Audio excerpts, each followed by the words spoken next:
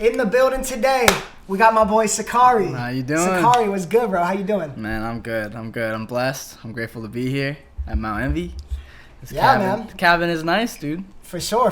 Wait, we're super excited to have you. Real quick, why don't you walk us through your name, your age, and where you're from? All right, my full name is Saad Bukhari, but I go under Sakharii, and with two eyes, by the way. Two eyes. Just because you guys smile when you say it. And Hey. I'm 23 years old. I am from Syracuse, New York. And what else? What else can I tell you? Syracuse, New York. Yeah. Have you spent a lot of time in the city growing up, or? In New York City, no. I mean, I traveled with my family a lot. We went in and out, couple-day weekend trips like that. But Okay, growing up in Maryland, New York City was always like a huge trip. Yeah. And always so fun to go out. So I was wondering if you spent a lot of time in the city or doing any music things in the city growing up. I did do some writing stuff. Like I met some artists like when I was up and coming in like this Syracuse scene. Obviously, it's very local, small town thing, but I met some people who are great musicians, and they could like come visit, and like we got studios with like people at NYU and stuff like that. Oh, okay. So definitely, as you were growing up, got your name out. Yeah, Dope. Yeah. So you went to school at Berkeley. This is something I'm excited to ask about because I don't really know what the music scene is like at Berkeley, but I assume it's just a ton of talented musicians. Dude, Berkeley, yes, extremely talented musicians, like all of them, every single one. My RA is actually probably one of the best drummers I've ever heard in my entire life. He plays with a lot of people on TikTok right now. I saw him literally a couple weeks ago, and I was like, oh, that's my RA, dude. Popping off, right? Yeah, dude. The talent there is amazing, dude. I wish I knew that more at the time because I was just like grabbing everybody, kind of writing my own songs, trying to get my own thing going when I was there. But then, yeah, I just let everybody do their thing. Everybody left, dropped out, and tried to make their own music. Yeah. Is it a 2-year or 4-year school? 4-year school. 4-year school. Yeah, but it's a curse to go there for 4 years, apparently. Why is that? Apparently. Well, that's what everybody says. It's just like you stuck there for 4 years. You're not going and getting it. Interesting. Almost like after 2 years, you should be off onto something better. Yeah. But it's different for everybody. Charlie Puth, he graduated from there. Okay. He did all 4 years. He graduated from there, and now look at him. And he's he's the person I would think of when it comes to music. I think it's kind of like that stereotype is just like people are like, yeah, you don't make it, or you gotta go hustle, but it's different for everybody. So did you graduate? I did not graduate. No, okay. I left. I think that's a good thing. I left. No, Yeah. okay. So you were there for a few years, but I remember you said from the jump you kind of got there and hustled and tried to just make songs with everybody you could, right? Yeah. So as the freshman, I'm guessing you didn't really know anyone there? Or? Yeah, I didn't know many people, but the thing that I did was Berkeley doesn't have any frats, parties, not really crazy ones. There's people who have small apartments that did house shows and stuff like that. Okay. But for freshmen, nobody really had much outlet. So I was like, you know what I'll do? I got really lucky. First, I got late there for a week, so I didn't have a room. They didn't have a room for me, and then they randomly assigned me. They were like, all right, you can choose between two, and I was like, all right, whatever. The one with the bigger number, I'll take. Yeah. And I got the luckiest corner room with one suite mate. He has his own room. We have our little lobby, and then me and my boy Chasen, who is fantastic rapper. Yeah. Dope. We lived in that too. We lived side by side in that one. And Dope. We invited everybody every weekend, as many people as we could possibly find. Be like, hey, I got a lot of drinks, I got a lot of stuff, let's party, let's do a pregame here, we'll go walk out, because we're right on the main street of Boston, so you can go to any college or anything like that. Wow. So that's how I got to know people, bro. I invited everybody possible. That's the best way to do it, really. Just to party, not even to think about working or music, because I think the best thing was that you built a connection. You had a good time with somebody. You realized that maybe we work better than just forcing it on an outside platform or whatever. Yeah. So. And just to give everyone some context, we met at a party in LA. We did. And then from there stemmed lots of different music and different things. So like you said, all it takes is just linking at a party. It was an instant connection, bro. Yeah. I 100%. saw Breck was freestyling with Spencer too. I was. Yeah, my boy. And he's nice with the freestyle too. Bro, he's crazy. What a party, man. Yeah, he was the reason why I got to that party too. Really? Yeah. Yeah. Cause he came that week, the week of, and he's Khalil's friend. And I obviously met Khalil maybe a couple months ago, and we were close. And Khalil was like, "This is my friend Spencer." I think we had a mutual connection or something, because since he's in New Jersey, there's an artist around also in New Jersey who we worked together a long time ago. So Spencer was like, "Oh, I kind of know this guy." Wow. And Spencer played me, or Khalil played me a song before I picked up Spencer from the airport, and it's the best song like we've ever written together. It's so insane, and like we're pushing to try to get that one out, but it's still in the vault. So. Okay, so let's move forward to you living in LA then. Mm-hmm. When did you move to LA?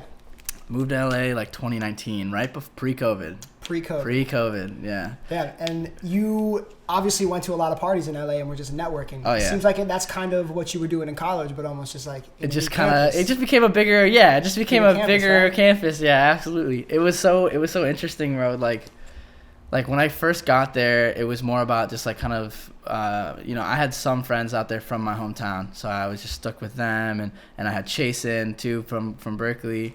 And I was like, I didn't know what the heck I was doing, man. Like, I moved out there on a whim because my mentor manager at the time was like, let's do it. Like, I can help you if you're here, not over there. Interesting. So I was like, okay, like, I'll trust you. Let's do it.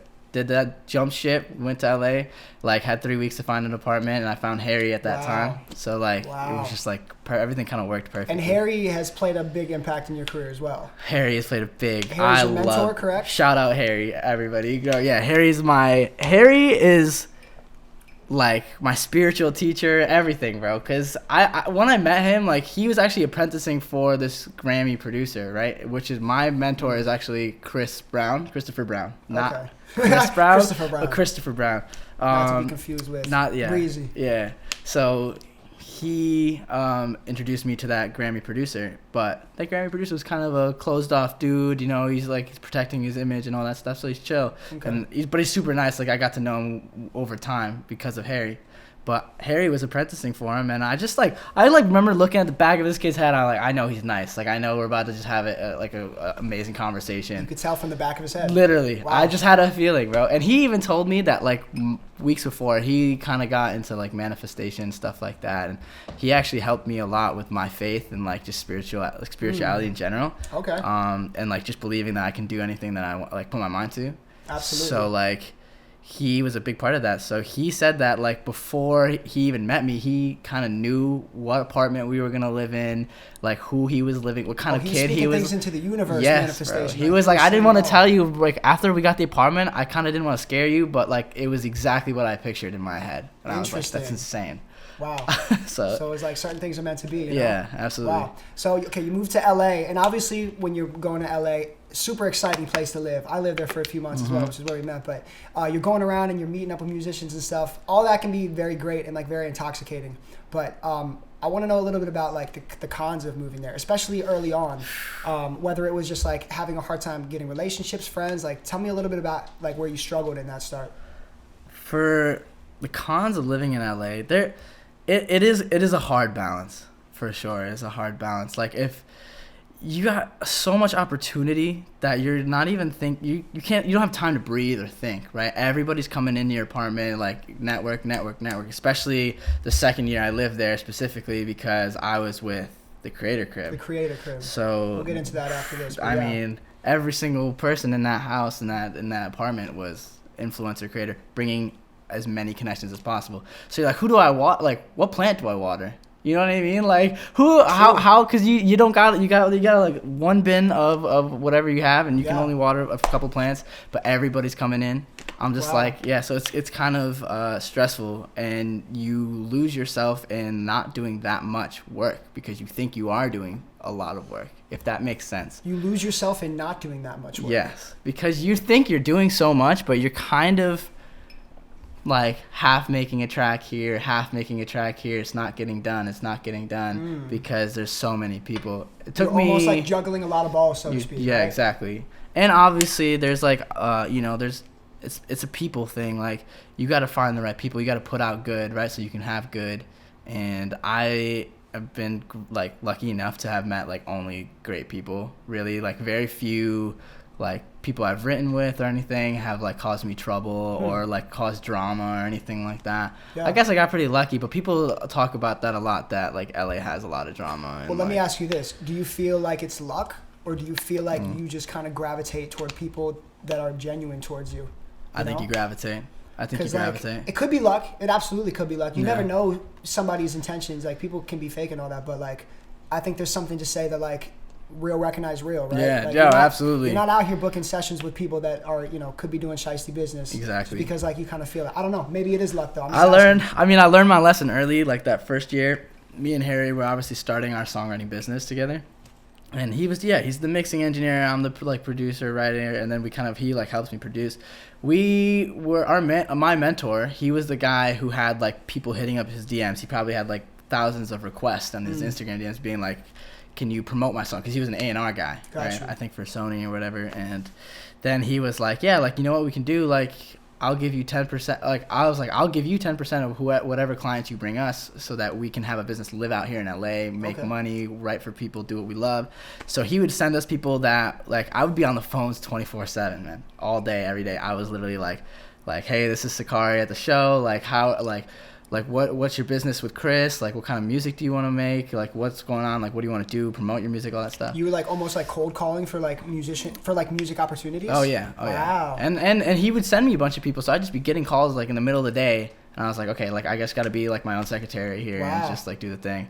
But there was one person who really changed the whole trajectory of everything, because we started doing things because we wanted money. Right, because we needed to live there, and we were like, "That's okay," because we got to start somewhere writing songs, right? Like you can't just jump into the best people. That's what we thought. So it's like, let's just do, like take some money, take some people who need help. Yeah, exactly. Yeah.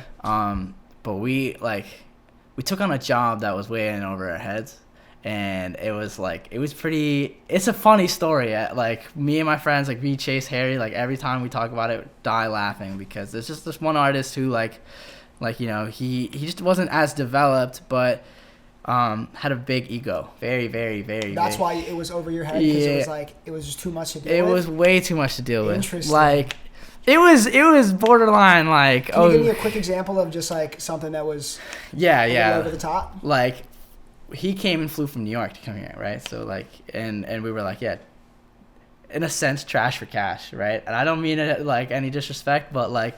He just came there and he met some guy outside of our building, and it's his best friend, right? And he's like, "Oh, I haven't seen you in years," and like I'm like, "Oh, this is probably his manager, friend, something like that." So we're having our initial meeting, trying to figure out what the vibes are, what song do we want to. Oh, that's me. That's me. He's booked and busy. Got people calling. Look at that. But this actually is such a sick writer too. His name is Adam. I'll say hi to him later. Sorry, Adam. I actually met him in LA too.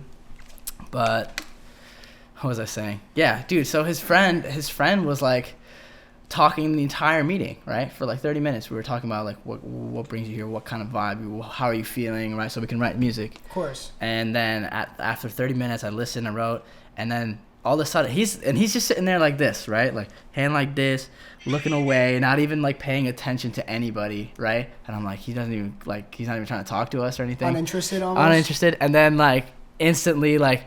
30 minutes in, he's like, dude, you're an idiot. To his best friend, he's like, you're an idiot. Like, stop talking. Oh, stop. So it was unprofessional. Yeah, it was super unprofessional. And I was just like, man, like, it seemed like you were just being really rude and like putting us through. He wasn't singing for us. Like, I went downstairs. I was like, okay, I'm gonna push it past. I'm gonna be a nice guy. Let's just like try to get the thing going.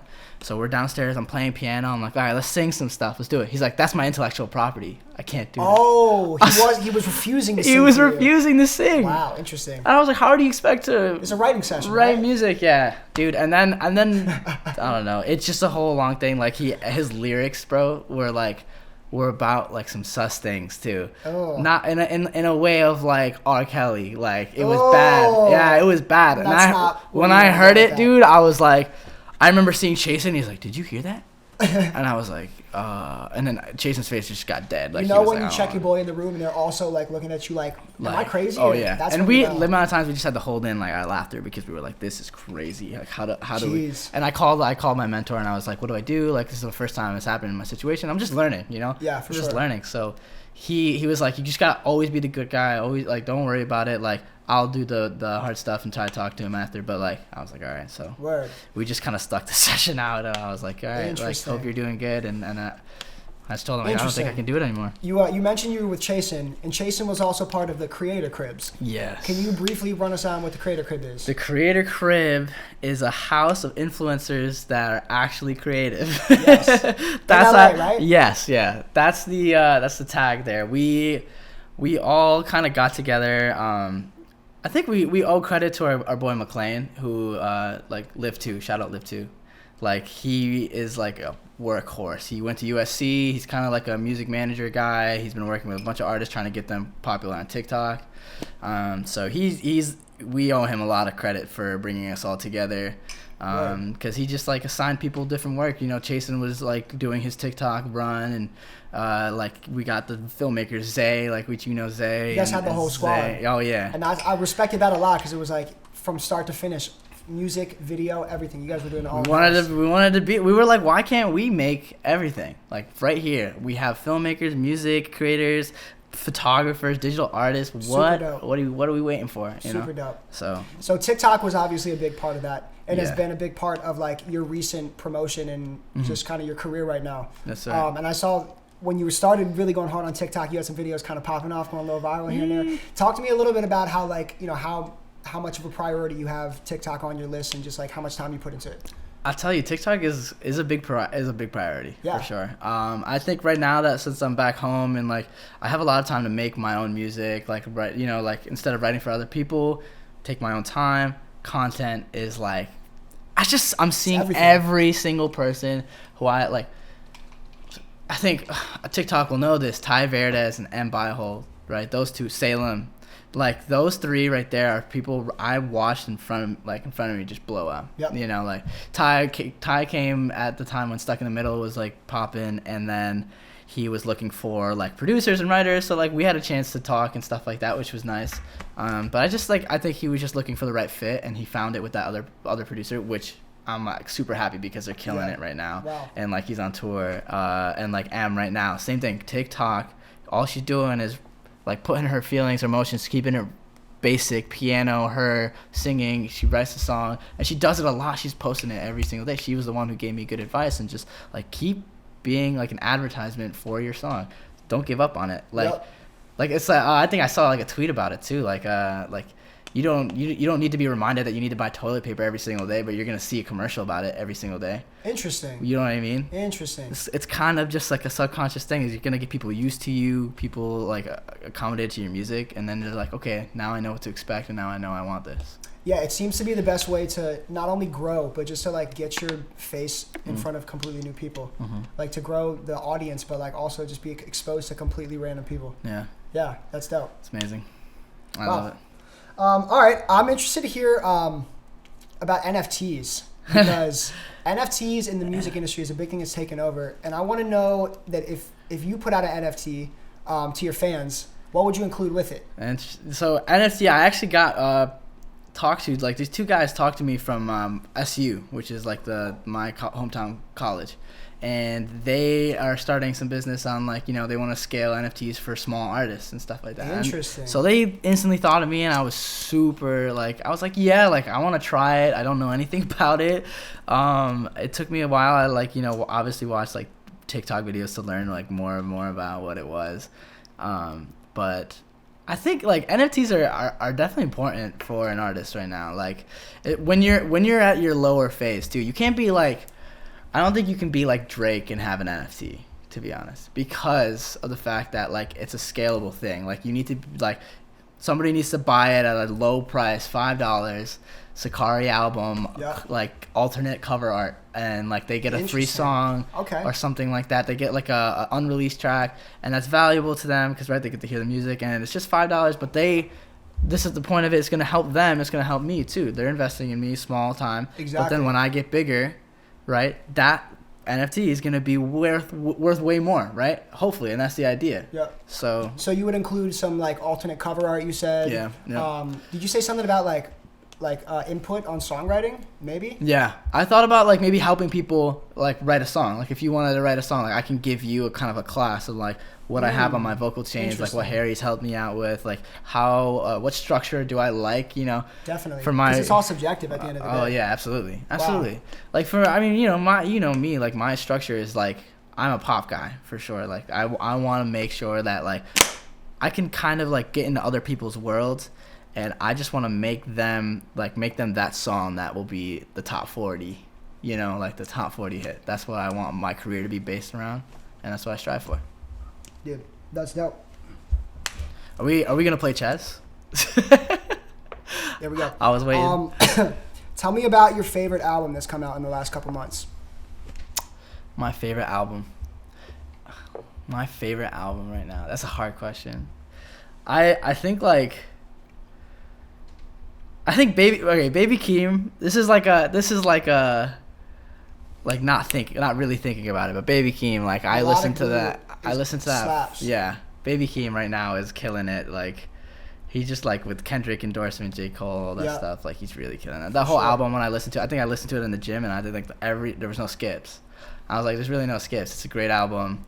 But like I've been listening to so many different things. Like I'm trying to listen to like more pop stuff now, because I feel like my sound has gotten way more curated to that way, like pop. For sure. Yeah. So if I had to say like a pop album, it's like. It could also be some that you're just listening to. I'm really going for like what's kind of been inspiring your sound lately. Yeah. You know. Well, Who's Justin been pushing Bieber, your man. sound? Bieber. Yep. Dude, Bieber. I love Justin Bieber, bro. Like I'll probably say that in any setting, bro. Is he ever gonna miss? No, he won't miss. It's not going to. Bieber don't miss, It's bro. just been happening for so long. Bieber My whole don't miss. life. I'm Justin Bieber. You know what I mean? Like I'm the brown version. Say it again. I am Justin Bieber. Wow. I'm telling you.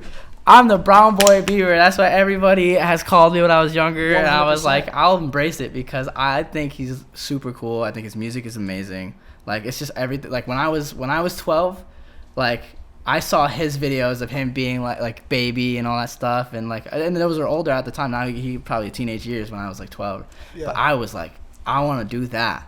If he can do it, why can't I do it? So Absolutely. He was a big inspiration for me in like the early stages. And, you know, like, there was others like Michael Jackson and Drake, especially when I got older. Yeah. So those are the people that I really look up to and admire. Dope. Hey, man, love hearing about your story. I think to finish off, I just want to know, what do you have coming up? What can we expect to hear from Sakharii? I got a song coming out called Girl Best Friend on March 18th. March 18th. And Girl Best Friend. Oof. It's a very vulnerable one. So I hope you guys, take a listen and try to relate, because I need it. Amazing, bro. So. Hey, Sakharii at Mount Envy, thank you again. Hey, thank you for having me. We got a lot of dope music in the works. Yeah, we got some music on the way. They gonna hear it soon. We got some music on the way. Yes, sir. So let's do it.